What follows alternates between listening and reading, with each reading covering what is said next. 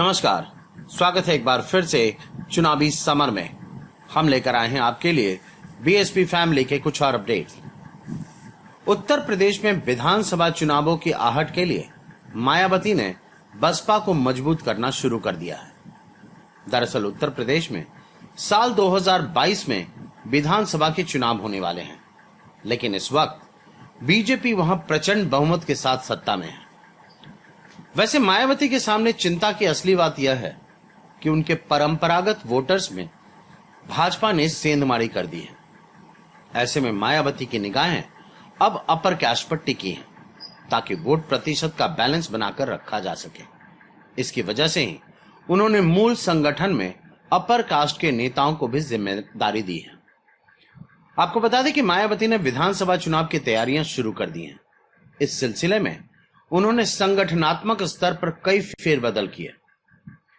यहां गौर करने वाली बात यह है कि उन्होंने बड़ा प्रयोग करते हुए पार्टी के मूल संगठनों में ब्राह्मण और अपर कास्ट की अन्य जातियों से जुड़े लोगों को बड़ी जिम्मेदारी देने का फैसला किया। इसके साथ ही मायावती ने ब्राह्मण, क्षत्रिय, पिछड़ी जाति की सभी भाईचारा कमेटी को भंग कर दिया और भाईचारा कमेटी में शामिल रहे ब्राह्मण, क्षत्रिय, पिछड़ा और मुस्लिम नेताओं को मूल संगठन में जिम्मेदारी दी गई। यहां दिलचस्प बात यह है कि बसपा के मूल संगठन में इससे पहले दलित नेताओं को ही जिम्मेदारी मिलती थी। ऐसे में मायावती पर अन्य जातियों को तरजीह न देने का आरोप भी लग रहा था।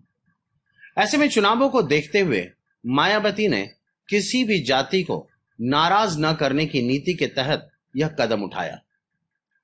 दरअसल बहुजन समाज पार्टी दलित, ओबीसी और पिछड़ी पार्टी मानी जाती है। हालांकि इसमें अपर कास्ट के नेताओं की संख्या भी काफी है। खासकर अपर कास्ट में ब्राह्मण जाति के कई बड़े नेता बसपा में हैं। लेकिन पिछले 2 लोकसभा और 1 विधानसभा के चुनावी नतीजों पर अगर नजर डालें तो बसपा का प्रदर्शन काफी खराब रहा है। जैसा कि हम जानते हैं कि 2014 के लोकसभा चुनाव में तो बसपा का खाता भी नहीं खुल पाया था। वहीं 2017 के विधानसभा चुनाव में भी मायावती की पार्टी का प्रदर्शन काफी खराब रहा और भाजपा कट और बसपा को महज 19 सीटें ही मिली थी। इसके साथ ही उसके मत प्रतिशत में भी काफी गिरावट आई थी।